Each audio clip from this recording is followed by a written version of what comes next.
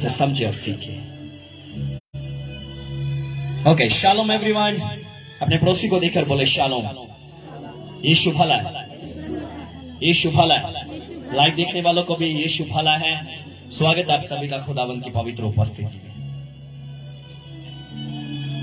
आइए हम परमेश्वर के वचन की तरफ चलेंगे। आज बहुत से लोग अपनी जिंदगी में सवाल उठाते हैं। बहुत से लोग इस बात को बोलते हैं, हालात क्यों नहीं बदलते, हालात क्यों नहीं बदलते, दुनिया में इतनी गड़बड़ी क्यों है, दुनिया के इतने बुरे हालात क्यों हैं, क्या कारण है ये दुनिया के इतने बुरे हालात हैं, क्यों कुछ नहीं बदल रहा। और ये वो लोग कहते हैं जो इस बात को बोलते हैं परमेश्वर नहीं है, जो ये बोलते नास्तिक जो थे, जो कहते परमेश्वर है ही नहीं, जो कहते परमेश्वर, कहते कोई परमेश्वर नहीं है। मैं आप लोगों को एक स्टोरी बताता हूं। एक हेयर ड्रेसर की दुकान पर एक आदमी गया अपने बाल कटवाने के लिए, जो अपनी दाढ़ी बनवाने के लिए। जब वो गया, वो जाकर चेयर पर बैठ गया और वो हेयर ड्रेसर उसकी कटिंग करने लगा। और जो आगे बाल कटवाने वाला बंदा इंसान था, जहां मनुष्य था, वो एक विश्वासी था, वो खुदावंद यीशु पर ईमान करने वाला था। और जब वो कटिंग करने वाला हेयर ड्रेसर कटिंग कर रहा, तो जो कटिंग करवाने वाला था एक विश्वासी था, वो उसके साथ खुदावंद यीशु की बातें करने लगा और उसको बताने लगा कि यीशु सच्चा खुदा है। खुदावंद यीशु, मुझे आवाज चाहिए, खुदावंद यीशु, थोड़ा ऊंचा उठाए, खुदावंद यीशु सच्चा खुदा है। वो सब कुछ करने की ताकत रखता है, उसके जैसा कोई भी नहीं है। वो कल, आज और अब तक एक सा है। वो मारा गया, गाड़ा गया और जी उठा, और वो आज भी जिंदा है। हेयर ड्रेसर कटिंग करने वाला उसकी बातों को सुन रहा था, लेकिन गुस्सा कर रहा था। ये क्या, किसकी बातें कर रहा है, ये क्या है, किसकी बातें कर रहा है। लेकिन वो इंसान, वो कटिंग करवाने वाला जो खुदावंद यीशु पर विश्वास करता था, वो उसके साथ यीशु की बातें करता रहा। लेकिन हेयर ड्रेसर गुस्सा, उसके मुंह में गुस्सा आ रहा है, उसका फेस इंप्रेशन बिगड़ रहा है, ये क्या कर रहा है। अब क्या करे, कस्टमर है, सुननी पड़ेगी। वो सुनते रहा और आखिर में हेयर ड्रेसर बोलता, कहता नहीं भाई, कोई खुदा नहीं है। आखिर में हेयर ड्रेसर ने जवाब दिया, रिप्लाई किया, कहता कोई खुदा, कहता कोई खुदा नहीं है। अगर खुदा होता तो आज जो दुनिया के हालात बिगड़े हुए हैं, ये हालात ऐसे बिगड़े हुए ना होते। कोई खुदा नहीं है। आज जैसे दुनिया के हालात बिगड़े हुए हैं, लोग मर रहे हैं, लोग तड़प रहे हैं, दुनिया के हालात ऐसे ना होते। घरों के घर बर्बाद हो रहे हैं। अगर खुदा होता तो ये घरों के घर बर्बाद ना होते, दुनिया में बर्बादी ना होती, ये सब कुछ ना होता। चलिए, उस विश्वासी ने भी उस हेयर ड्रेसर की बात को सुना और कटिंग करवाकर वो वहां से निकल पड़ा। और जब उसकी दुकान में से निकला, वो इधर उधर देखने लगा, ढूंढने लगा। दो मनुष्य को वो पकड़ कर लेकर आया, जिनके बाल बहुत, मैंने कहा, खराब थे, कटिंग होने वाले थे। दाढ़ी भी, मैंने कहा, बहुत बड़ी बड़ी थी, कह लीजिए एक पागल इंसान को पकड़ कर लेकर आ गए, जिसके बाल भी, मैंने कहा, पूरे खराब थे। पंजाबी च बोला थे जड़ामा, जुड़े हुए बाल थे, दाढ़ी के बाल भी कुछ ऐसे। वो विश्वासी बंदा दो आदमियों को लेकर जब उस दुकान वाले के पास आया, वहां पर दुकान के बाहर ही खड़ा होकर कहने लगा, कहता क्या यहाँ पर कोई हेयर ड्रेसर है, क्या यहाँ पर कोई कटिंग करने वाला है, क्या यहाँ पर कोई बाल काटने वाला है, क्या यहाँ पर कोई हेयर ड्रेसर है। और आखिर में वो हेयर ड्रेसर दुकानदार दुकान से बाहर निकला, कहता भाई मैं हेयर ड्रेसर हूं, क्या तुझे याद भूल गया, तू अभी अभी तो मेरी दुकान से बाल कटवा कर के आया और तू यहाँ पर आकर पूछ रहा है क्या यहाँ पर कोई हेयर ड्रेसर है, क्या यहाँ पर कोई हेयर ड्रेसर है। कहता मैं तो हूं यहां पर हेयर ड्रेसर। कहता अगर तू यहां पर हेयर ड्रेसर है तो फिर इन लोगों की, ये जो दो मनुष्य है, इन लोगों की बिगड़ी हुई हालत क्यों है? इन लोगों की बिगड़ी हुई हालत क्यों है? इन लोगों के हालात क्यों बिगड़े हुए हैं? तो वो हेयर ड्रेसर बोलता है ये मेरे पास नहीं आए, इसलिए इनके ये दाढ़ी के बाल भी बिखरे हुए हैं, बहुत बुरी हालत, इनके सर के बाल भी बहुत है, क्योंकि ये मेरे पास नहीं आए। क्योंकि ये, बोलिए, ये मेरे पास नहीं है। तो उस विश्वासी ने उस हेयर ड्रेसर को जवाब दिया कि आज दुनिया के लोगों के घर क्यों बर्बाद हो रहे हैं, आज दुनिया के हालात क्यों बिगड़े हुए हैं? क्योंकि वो लोग यीशु के पास नहीं आए। जिस दिन वो यीशु के पास आ जाएंगे, उनके हालातों को बदलने वाला उनके हालातों को बदल के रख देगा। हालेलुया। कहता अगर ये तेरे पास है तो इनके हालात बिगड़े हुए हैं, तो दुनिया के हालात भी इसलिए बिगड़े हुए क्योंकि वो परमेश्वर के पास ही नहीं आए। और जब हम लोग भजन संहिता की किताब, ज़बूरा की पुस्तक, बाइबल में हम लोग चलेंगे, भजन संहिता की किताब, पंजाबी में ज़बूरा की पुस्तक, साम चैप्टर 14, भजन संहिता 14 अध्याय, हम उसके पहले पद को पढ़ेंगे। मूर्ख ने अपने मन में कहा, किसने कहा जी? सारे बोलो ऊंचा, किसने कहा? मूर्ख ने अपने मन में कहा कोई परमेश्वर है ही नहीं। किसने कहा? मुझे सुनना चाहिए, किसने कहा? मूर्ख ने अपने मन में कहा कोई परमेश्वर। आगे बोलता वे बिगड़ गए, उन्होंने घिनौने काम किए हैं, कोई सुकर्मी नहीं। क्यों बिगड़ गए? क्योंकि वो कहते हैं कोई परमेश्वर नहीं है। आज क्यों दुनिया के हालात बिगड़े हुए हैं? आज क्यों दुनिया में घरों के घर बर्बाद हो रहे हैं? आज कोई परमेश्वर के पास आना नहीं चाहता, आज कोई यीशु के पास आना नहीं चाहता। बीमारी में मर जाना मंजूर है, लेकिन यीशु के पास नहीं आना। फिर बोलते कोई परमेश्वर ही नहीं है। अगर होता तो वो इसको चंगा करता। क्या आप उसके पास आए? क्या आप उसके पास आए? बाइबल बताते, कलाम कहता है, मत्ती रचित सुसमाचार जब उसका 11 अध्याय, जब उसके 28 पद को पढ़ते हैं, खुदावंद यीशु ने बोला, हे सब परिश्रम करने वालों, बोझ से दबे हुए लोगों, मेरे पास आओ, मैं तुम्हें विश्राम दूंगा। हालेलुया। लेकिन आज हम अपनी जिंदगी में क्यों हमारे हालात बिगड़े हुए हैं? क्यों दुनिया में कहर मचा हुआ है? हम न्यूज देख रहे थे, तुर्की में इतना भयंकर भूचाल आया, मैंने कहा बहुत से लोग मर गए। ऐसे मैंने कहा जैसे लाइक पूरी बड़ी बिल्डिंग, कम से कम भी बहुत बड़ी बिल्डिंग थी जिसमें कई हजार लोग, 4000 लोग कम से कम एक ही दफन हो गए उस बिल्डिंग के नीचे। बाइबल बताती, कलाम फरमान करता, परमेश्वर ने दुनिया पर निगाह की, एक भी धर्मी नहीं, सबके सबको राहें पड़ गए। बहुत से लोग आज बोलते मुझे परमेश्वर की कोई जरूरत नहीं है, मेरे पास क्वालिटी है, मैं वेल एजुकेटेड हूं।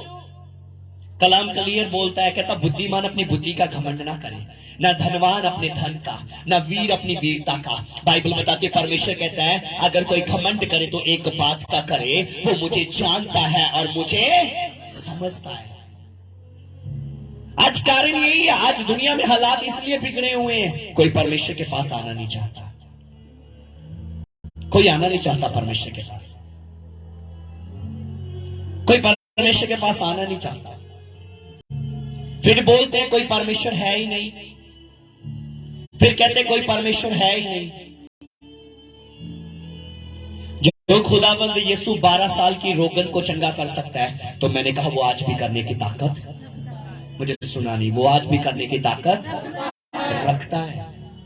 वो नहीं बदला, लेकिन हम बदल चुके हैं। हमारा ये कहना है कोई परमेश्वर नहीं है, हम ये कहते कोई परमेश्वर नहीं, जैसे वो हेयर ड्रेसर बोलता कोई परमेश्वर नहीं अगर होता तो आज दुनिया के हालात ऐसे ना होते, दुनिया के हालात बदल जाते। तो आखिर में उसने उसका जवाब दे ही दिया। जब 2 लोगों को लेकर आया, वो बोलता है ये मेरे पास आए नहीं इसलिए तो इनके सूरत बिगड़ी हुई, इनकी दाढ़ी बिगड़ी, इनके बाल बिगड़े, क्योंकि ये मेरे पास कभी आए नहीं। कहता आज दुनिया के हालात क्यों बिगड़े हुए, दुनिया क्यों बिगड़ी हुई है? क्योंकि वो यीशु के पास कभी आए नहीं, वो यीशु के पास कभी नहीं आए। आज हम अपनी जिंदगी में झांक कर देखिए, आज हम अपने जीवन में झांक कर देखिए। अगर हम चाहते मेरे हालात बदल जाए, मेरी परिस्थितियां बदल जाए, मेरे घराने बदल जाए, बाइबल बताती जब दूसरा इतिहास हम 7 अध्याय उसके 14 पद को पढ़ते हैं ना, तो वहां पर परमेश्वर का कलाम कहता है, दूसरा इतिहास 7 अध्याय उसके 14 पद को जब पढ़ते हैं तो बाइबल बताती, कलाम कहता है यदि मेरी प्रजा के लोग जो मेरे कहलाते हैं, किसके कहलाते हैं? परमेश्वर बोलता है यदि मेरी प्रजा के लोग जो मेरे कहलाते हैं दीन होकर मुझसे प्रार्थना करे, दीन होकर अपने बुरे रास्ते को छोड़कर मुझसे प्रार्थना करे, मेरे दर्शन की चाहत रखे, तो मैं स्वर्ग से सुनकर उनके पाप को क्षमा करूंगा और उनके देश को यूं कर दूंगा, उनके देश को बहाल कर दूंगा। आज क्यों नहीं देश बहाल हो रहे? आज क्यों नहीं घर बहाल हो रहे? आज क्यों बीमारियों से हम बहाल नहीं हो पा रहे? आज क्यों कर्जों से हम बहाल नहीं हो पा रहे? क्यों अपनी मुश्किलों से बहाल नहीं हो पा रहे? क्योंकि हम परमेश्वर के पास आते ही नहीं, हम परमेश्वर के पास आए नहीं। जिस दिन आप अपनी जिंदगी में परमेश्वर के पास आ जाओगे ना, मैंने कहा वो हालातों को बदलने की ताकत रखता है।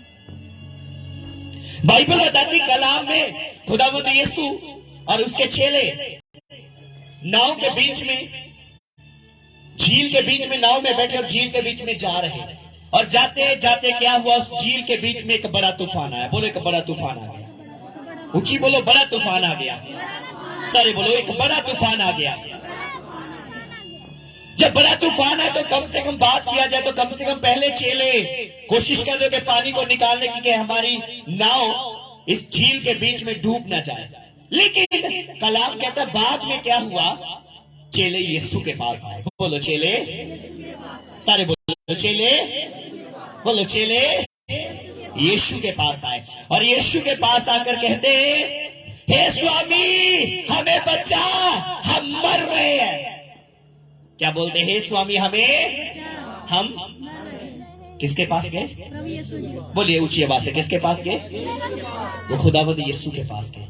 जब खुदावंद यीशु के पास गए, तूफान बंद हुआ या नहीं हुआ? मुझे सुनना चाहिए, हुआ या नहीं हुआ? उसी समय सब कुछ शांत हुआ या नहीं हुआ? जो आंधियां उनको बर्बाद करने के लिए आई, वो आंधियां खुद थम गई, वो तूफान थम गए। क्यों थम गए? क्यों हालात बदल गए? क्यों सन्नाटा छा गया?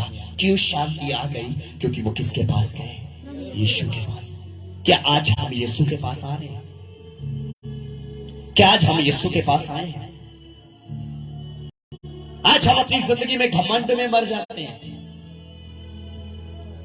हम अपनी जिंदगी में घमंड में मर जाते, कहते नहीं मुझे जरूरत नहीं है यीशु की।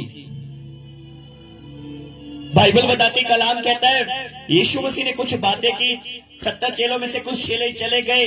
यीशु मसीह ने अपने 12 चेलों से भी बोला तुम यहाँ क्या कर रहे हो, तुम भी चले जाओ उनके साथ। तब पतरस ने खुदावंद यीशु को बोला, हे खुदावंद यीशु हम तुझे छोड़कर कहां जाए, अनंत जीवन की बातें तो तेरे ही पास है, हम तुझे छोड़कर कहां जाए। वो बातें हमें और कहीं से नहीं मिलेगी, वो बातें तेरे पास है, अनंत जीवन की बातें तेरे ही पास हैं। हम किसके पास जाएं? और किसी के पास ये बातें नहीं है, और किसी के पास ये बातें नहीं है। हालेलुया। मेरी बात को कितने लोग समझ रहे हैं? आज अगर हम लोग बोलते हैं ना हमारे हालात क्यों नहीं बदल रहे, हमारे घर की परिस्थितियां क्यों नहीं बदल रही, आज दुनिया में क्यों हालात बिगड़े हुए हैं, अगर आप कहते हो कि कोई परमेश्वर नहीं है। जैसे पिछले समय मुझे नाम याद भूल गया एक साइंटिस्ट का, वो साइंटिस्ट ने खोज की जी ये सब कुछ दुनिया में खुद बन गया, ये सब कुछ दुनिया में, कहता कोई परमेश्वर नहीं, उसने ये बात बोली, बहुत चर्चा हुआ उसका।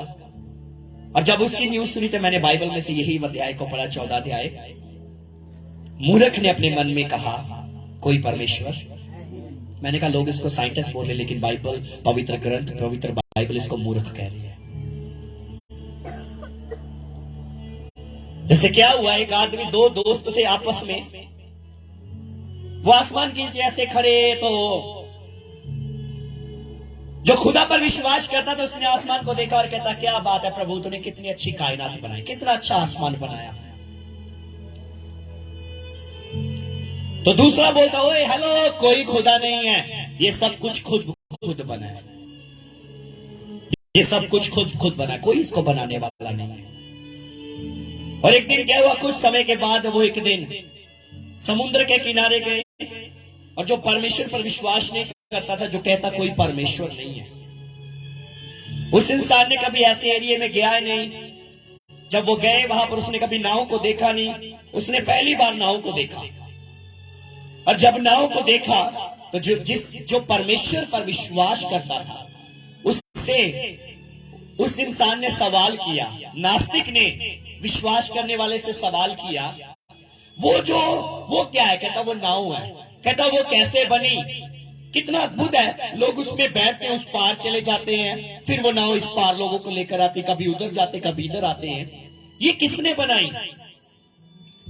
विश्वास करने वाला बोलता, ये कैसे बनी मैं तुम्हें बताता हूं। कहता जैसे वो देख वहां पर पेड़ लगा है ना, वो पेड़ खुद कट गया, वो पेड़ खुद कट गया।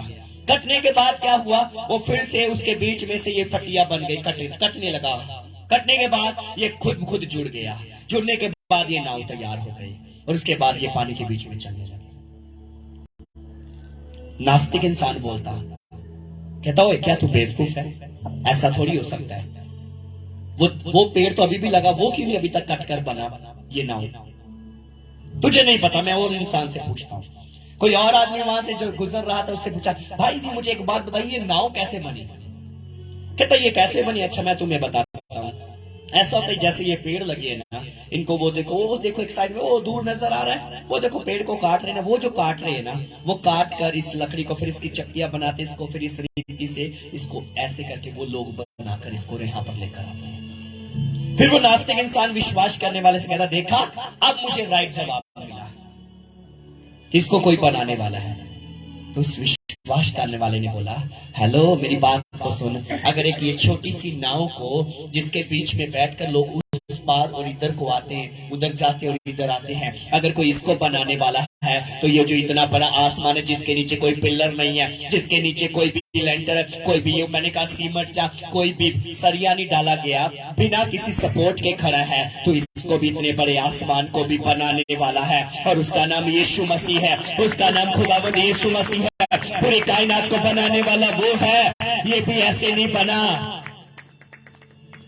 और तभी तो आज हमारी जिंदगी में, हमारी दुनिया में, इसलिए तो आज हालात बिगड़े हुए हैं, क्योंकि लोग उसके पास कभी आते नहीं। जब आप उसके पास आ जाओगे ना, तो मैंने कहा वो आपके हालातों को बदलने की ताकत रखता है। खुदावंद यीशु के पास एक कोढ़ी आया, दुनिया से मायूस वीरानों में वक्त गुजार रहा, क्योंकि जब कोढ़ी को कोढ़ होता था, एक इंसान को जब कोढ़ होता था, तो उसको गांव में से बाहर निकाल दिया जाता था, उसको गांव में से बाहर निकाल दिया जाता था, उसको गांव से बाहर निकाल दिया जाता था, क्योंकि जो कि उसको छूता था वो भी अशुद्ध होता था, और जिसको वो छुएगा वो भी अशुद्ध हो जाता था। और क्या हुआ? अब सवाल के लिए बीमारी कैसे लगी इसको? लेकिन एक दिन इस मनुष्य ने, कोढ़ी ने, यीशु के बारे में सुना। बोलो किसके बारे में सुना? थोड़ा ऊंचा बोलो, किसके बारे में सुना? खुदावंद यीशु के बारे में सुना। और प्रभु यीशु के पास आकर उसके सामने मुंह के बल गिरा, उसके कदमों में पड़ा, मुंह के बल गिरा, कहता है, खुदावंद यीशु यदि तू चाहे तो मुझे पाक और साफ, मुझे पाक और साफ, मुझे पाक और साफ। और यीशु ने उसके सर पर हाथ रखा और यीशु ने कहा, हाँ मैं चाहता हूं तू पाक और साफ हो जाए। और उस कोढ़ी का कोढ़ उसी समय जाता रहा, वो चंगा हो गया। बताना चाहता हूं आप लोगों को, चंगा कब हुआ? जब वो किसके पास आया? मुझे सुनना चाहिए। जब वो किसके पास आया? जब तक वो यीशु के पास नहीं आया उसके हालात बदले, उसका कोढ़ खत्म हुआ, उसकी बीमारी उसको छोड़कर गई नहीं। लेकिन जब वो यीशु के पास आया, यीशु ने हाथ रखा, उस कोड़ी का कोड़ उसी समय जाता रहा। आज क्यों दुनिया में हालात बिगड़े? आज क्यों घरों के घर बर्बाद हो रहे हैं? आज हम अपनी जिंदगी में, हम अपनी लाइफ में इन्हीं बातों के कारण आज लोग बर्बाद होते जा रहे हैं। पाप नहीं छोड़ना चाहते। मरी की बात करो, आज कहते कोरोना मरी आ गई। मैंने कहा सबसे बड़ी मरी है पाप, उससे बड़ी मरी कोई नहीं है। सबसे बड़ी अगर मरी है ना, सबसे बड़ी मरी अगर है दुनिया में, तो वो पाप है। अगर बात करो ये कोरोना की, तो ये शारीरिक तौर पर हमें मारेगा, आत्मा में हमें नहीं मार सकता। लेकिन पाप एक वो मरी है जो शरीर को भी मारेगी और आत्मा को भी मार देगी। दुनिया में तो आप मरोगे मरोगे, आगे दूसरी मौत भी आपको मिलेगी, जिसको नरक की आग बोला जाता है। और सिवाय यीशु के कोई पाप माफ करने वाला नहीं है। सिवाय यीशु के कोई पाप माफ करने वाला नहीं है। हर कोई पापी को मारता गया, मारता गया, मारता गया। लेकिन एक आया जिसने आकर पापी को बोला, मेरे पास आओ, मैं तुम्हें विश्राम दूंगा। उसने पापी को आकर अपने सीने से लगा लिया। यीशु मसीह ने बोला, अच्छे भले को नहीं, एक बीमार को ही वैद्य की जरूरत है। कितने लोग मेरी बात को समझ रहे हैं? क्या हम समझ रहे हैं? आज हमारे लिए अनिवार्य है, आज हमारे लिए आवश्यक है समझना इस बात को। कहीं हम भी उस हेयर ड्रेसर की तरह ये तो नहीं बोल रहे कोई परमेश्वर नहीं है। आज दुनिया के हालात इसलिए बिगड़े हुए हैं। अगर परमेश्वर होता तो ये दुनिया के हालात ऐसे ना होते। अगर आप ये कह रहे हो ना, तो मैंने कहा आप कहीं ना कहीं अभी भी अंधेरे में हो, कहीं ना कहीं अभी भी आप अंधेरे में हो। अगर आप ये बात बोलते कोई परमेश्वर नहीं है, मैं सवाल करना चाहता हूं, सिंपल सी बात करना चाहता हूं, ये क्या है? सारे ऊंचा बोलो, ये क्या है? मुझे सबकी आवाज है। ये क्या है? पेन। ये खुद बना जिसको किसी ने बनाया? हेलो, ये खुद बना जिसको किसी ने बनाया? इसको किसी ने बनाया। ये कि छोटा सा पेन है, ये भी खुद नहीं बना, इसको भी किसी ने बनाया है। तो मैं इतना बड़ा हो गया। 266 हड्डियां है मुझे। कितनी? क्या 266 कह रहा है, 206 हड्डियां है मुझे। 206 हड्डियां है मुझ में। ये कहां से आ गया? कि ये खुद जुड़ गई? आज हम अपनी लाइफ में, हम अपनी जिंदगी में सोचते हैं, अगर ये छोटा सा पेन खुद नहीं बना, तो ये मेरी 206 हड्डियां खुद नहीं जुड़ गई। इसको कोई बनाने वाला है, इसको कोई बनाने वाला है। और उस बनाने वाले का नाम, उस बनाने वाले का नाम, ऊंचा बोलो, उस बनाने वाले का नाम, उस बनाने वाले का नाम। एक वचन को पढ़ते हैं, जॉन चैप्टर 1, जॉन यीशु समाचार। यहां पर क्लियरली ये बात परमेश्वर का कलाम कह रहा है। मैं आप लोगों के लिए पढ़ रहा हूं।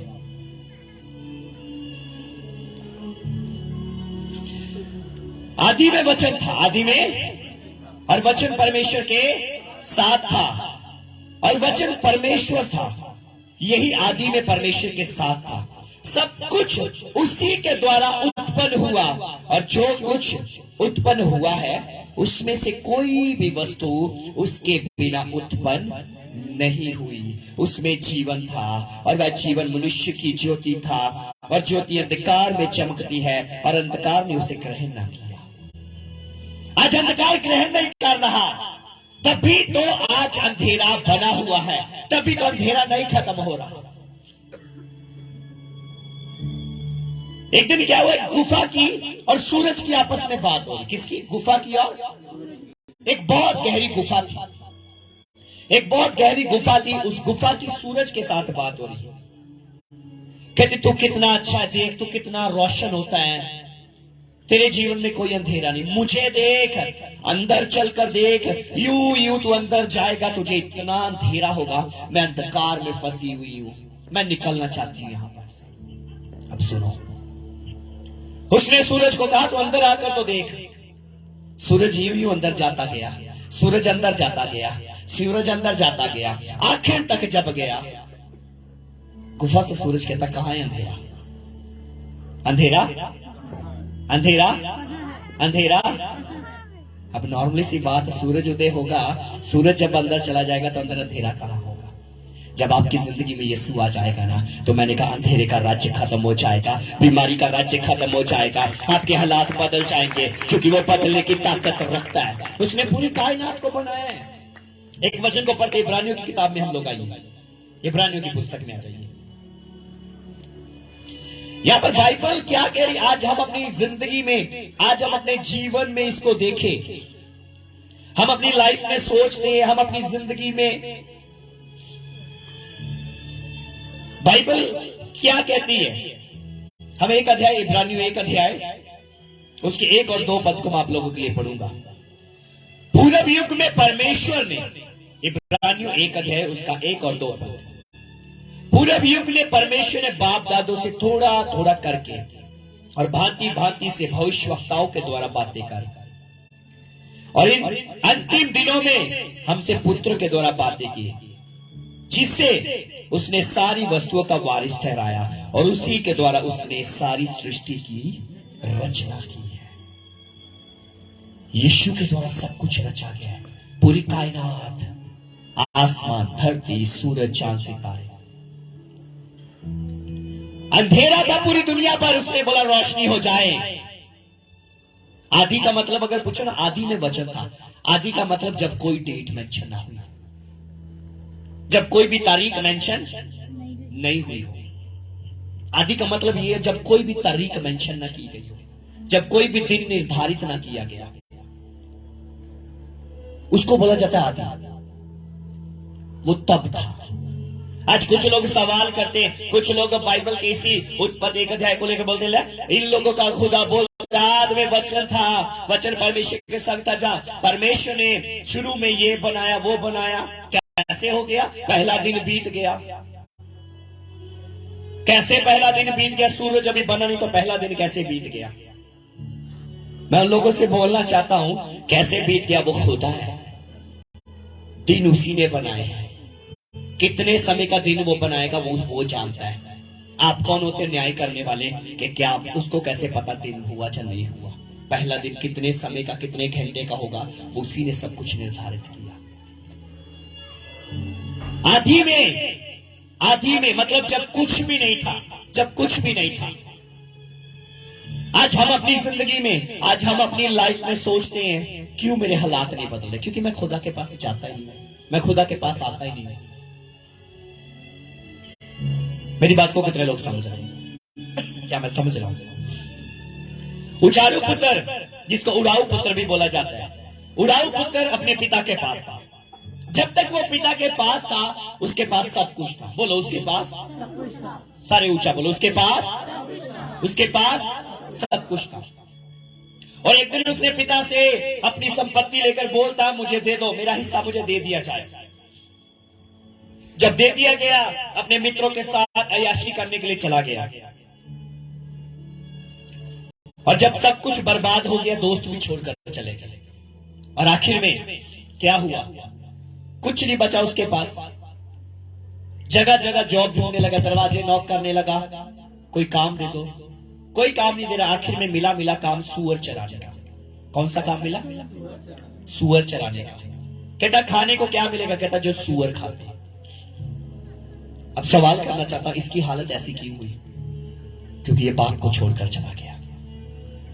सुनो, बाइबल बताती वहां पर बैठे बैठे सुअर चराते चराते उसको स्मरण आया, क्यों ना मैं अपने पिता के पास चला जाऊं? मेरे से अच्छे तो मेरे पिता के नौकर है, जो मुझसे अच्छा पहनते हैं और मुझसे अच्छा खाते हैं।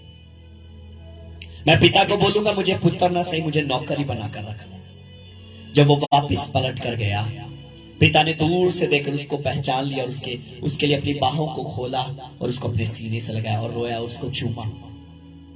और कलाम बताता है, बाइबल बताती है, पवित्र शास्त्र में लिखा हुआ है, उसने बोला पिता मैंने तेरे विरुद्ध और स्वर्ग के विरुद्ध पाप किया, बड़ा पाप किया, महापाप किया है। तब उस पिता ने अपने नौकरों को बुलाया, कहता मेरे बेटे को नहलाया जाए, इसको अच्छे वस्त्र पहनाए जाए, जूते पहनाए जाए, एक सोने की रिंग पहनाई जाए और अच्छा पकवान तैयार किया जाए, क्योंकि मेरा बेटा मर चुका था, ये जी उठा है। ये खो गया था, आज मिल चुका है। ये सो गया था, आज जाग उठा है। उसके हालात बदले या नहीं बदले? मुझे सुनना चाहिए, बदले या नहीं बदले? ऊंचा बोलो, बदले या नहीं बदले? कब बदले? जब वो, ऊंचा बोलो, जब वो, मुझे सुनना चाहिए, जब वो, थोड़ा आवाज उठा लो, जब वो पिता के पास वापस आया। जब वो किसके पास वापस आया? जब वो किसके पास वापस आया? आज हम आ रहे उसके पास। आज हम लोग उसको जानना नहीं चाहते। आज हम लोग उसको जानना नहीं चाहते। खुदाबंद यीशु किसी धर्म का खुदा नहीं है। क्रिश्चियनिटी कोई धर्म ही नहीं है।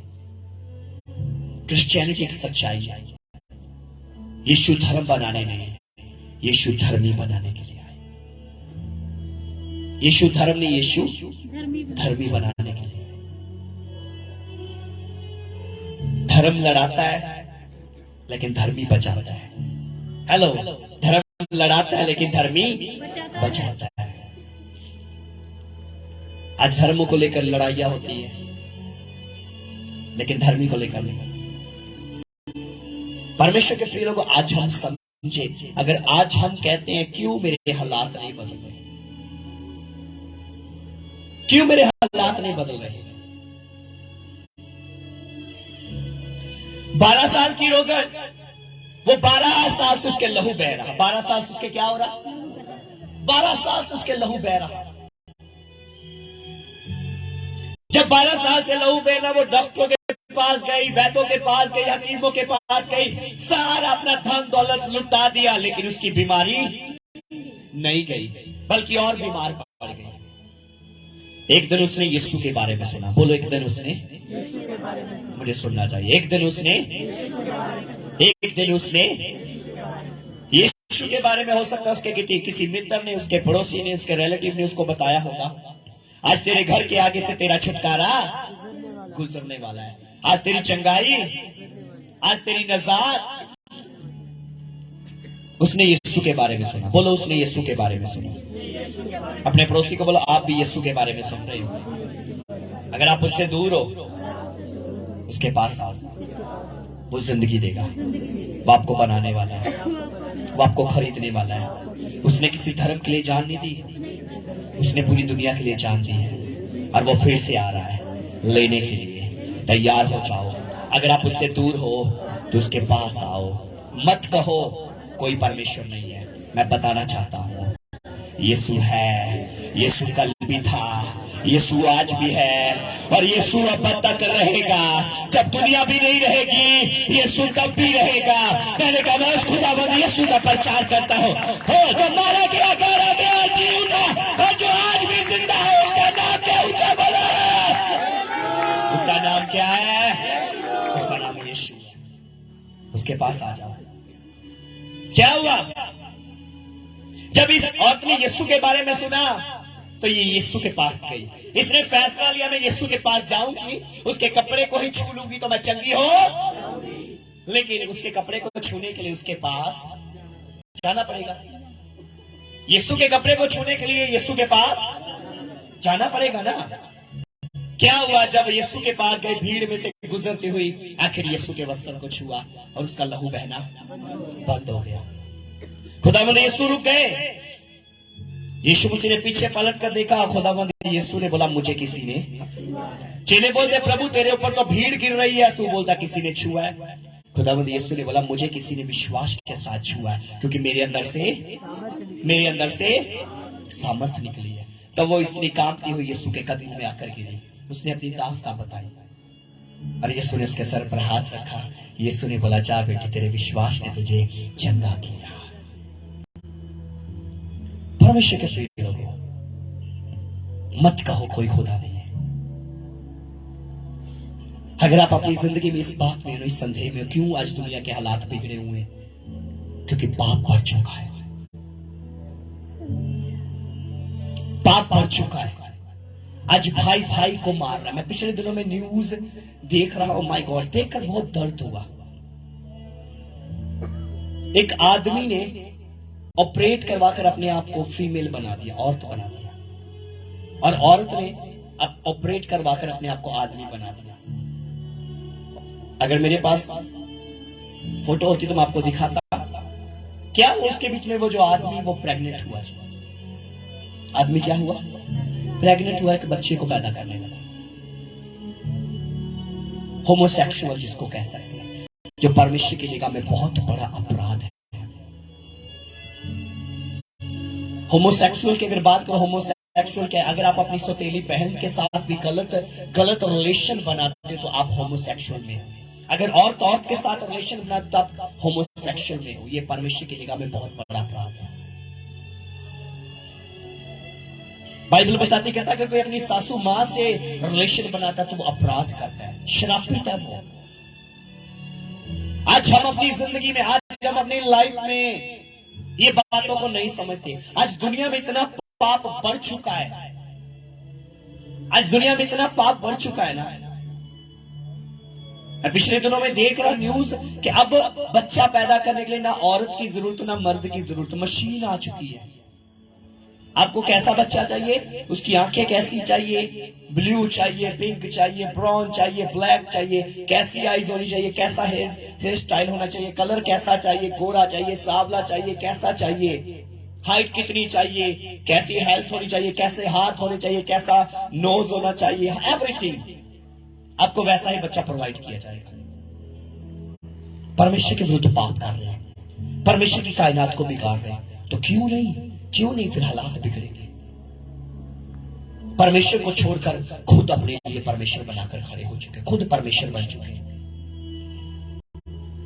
चाइना ने एक अपना सूरज बना लिया, चाइना के लोगों ने अपना सूरज बना लिया, वहां पर अपना सूरज बना लिया। क्या ये?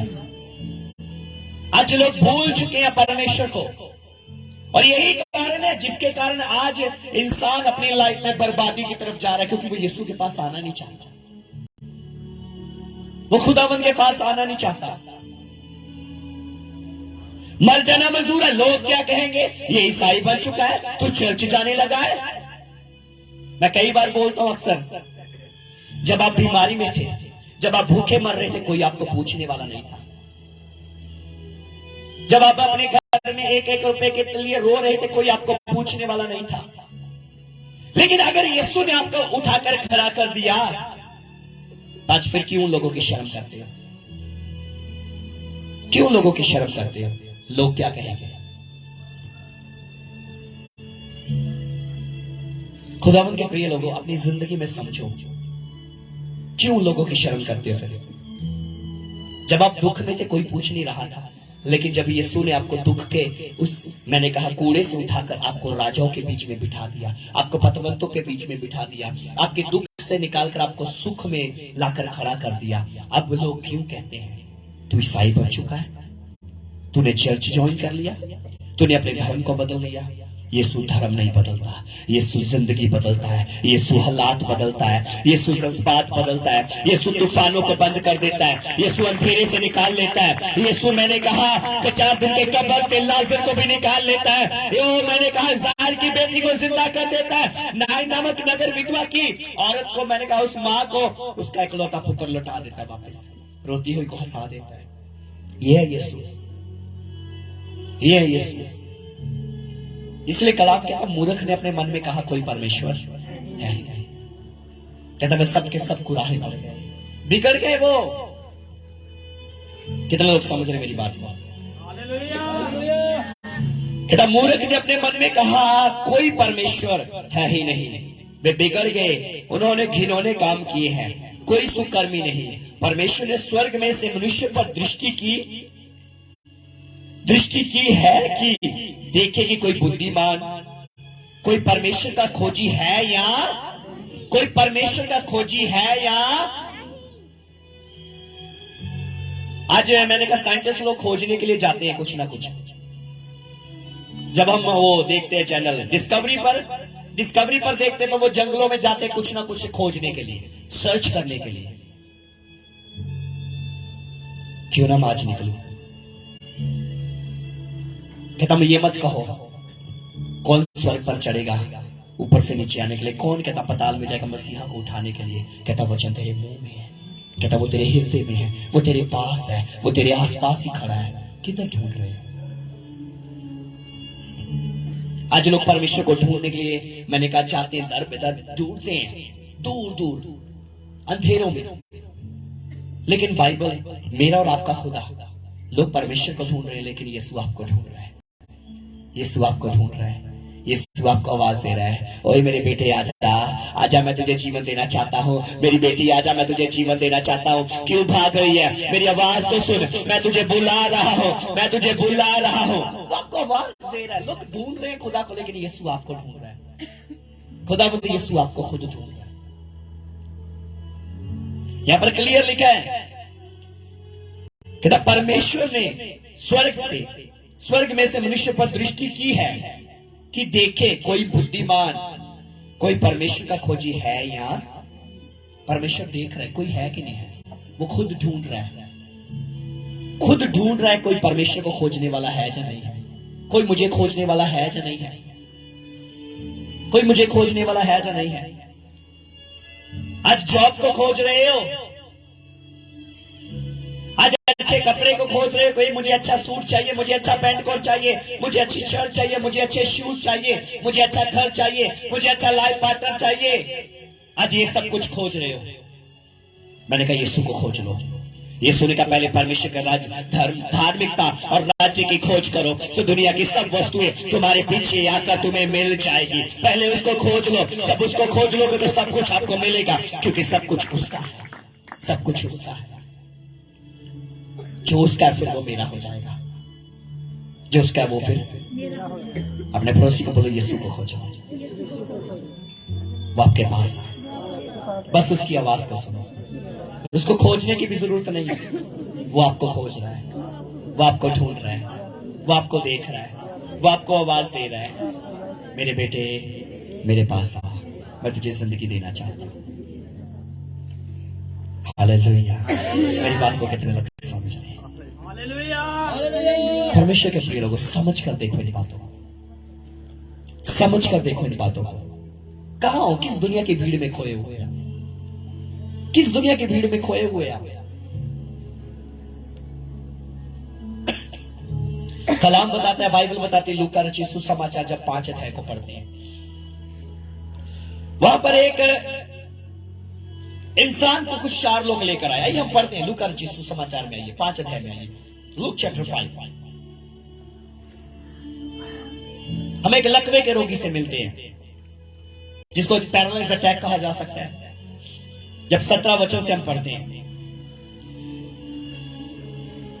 एक दिन ऐसा हुआ कि वह उपदेश दे रहा था। लूका की किताब 5 अध्याय उसके 17 वचन से हम पढ़ते हैं।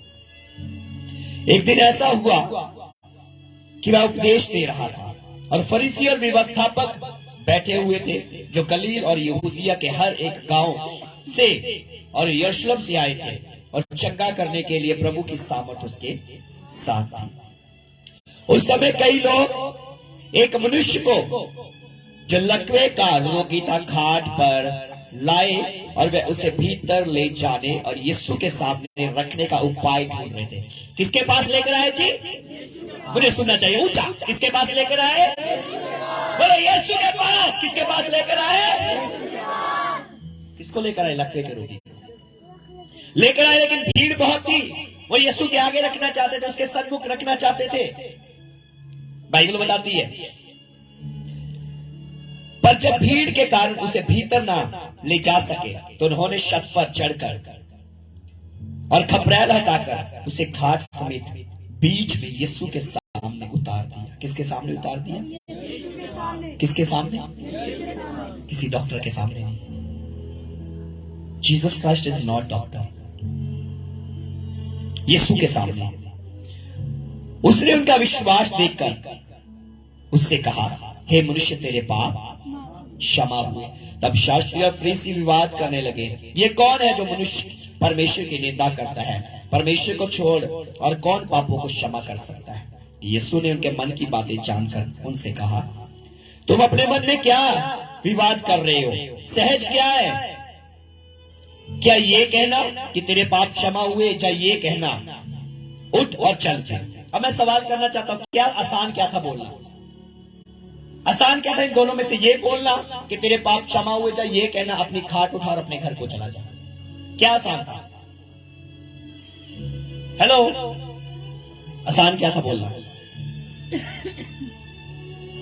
अगर वो लोग कहते, अगर यहूदी फरीसी लोग ये बात बोलते कि अपनी खाट उठा और अपने घर को चला, ये कहना आसान है, तो खुदावंद यीशु ने बोला फिर कहो उसको और उठाओ उसको। लेकिन सबसे बड़ी बात, जब तक गुनाह माफ नहीं होते, पाप के कारण मेरी दूरी परमेश्वर से पड़ी, परमेश्वर से मैं दूर हो गया, पाप के कारण उस बीमारी ने मेरे ऊपर राज्य किया, और जब तक पाप माफ नहीं होगी मैं अपनी बीमारी से निजात नहीं पा सकता। और यीशु ने बोला हे मनुष्य तेरे पाप माफ हुए। और यीशु ने फिर दूसरा शब्द बोला, यीशु ने कहा उससे, उस लकवे के रोगी से कहा, मैं तुझसे कहता हूँ उठ और अपनी खाट उठाकर अपने घर चला जा। मैं तुरंत उनके सामने उठा और जिस पर वह पड़ा था उसे उठाकर परमेश्वर की बड़ाई करता हुआ अपने घर को चला गया। बोलो हालेलुया। लेकिन ये चंगा तब हुआ जब किसके पास लेकर आए? बोलो ऊंची आवाज से, किसके पास लेकर आए? यीशु के पास। आज हम अपनी जिंदगी में उसके पास ही नहीं आते।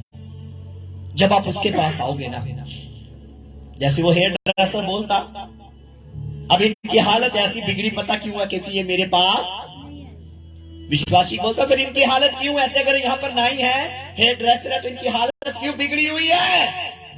हेयर ड्रेसर बोलता क्योंकि ये मेरे पास, ये मेरे पास खुदावंद का कलाम भी कहता है। और उस विश्वासी ने उसको बोला आज फिर दुनिया के हालात क्यों बिगड़े? क्योंकि वो लोग खुदावंद यीशु के पास कभी आएंगे, वो लोग खुदावंद के पास आएंगे। जिस दिन आएंगे तो मैंने कहा हालात बदल जाएंगे, हालात बदल जाएंगे, हालात बदल जाएंगे। कितने लोग समझ रहे मेरी बात को? हालेलुया।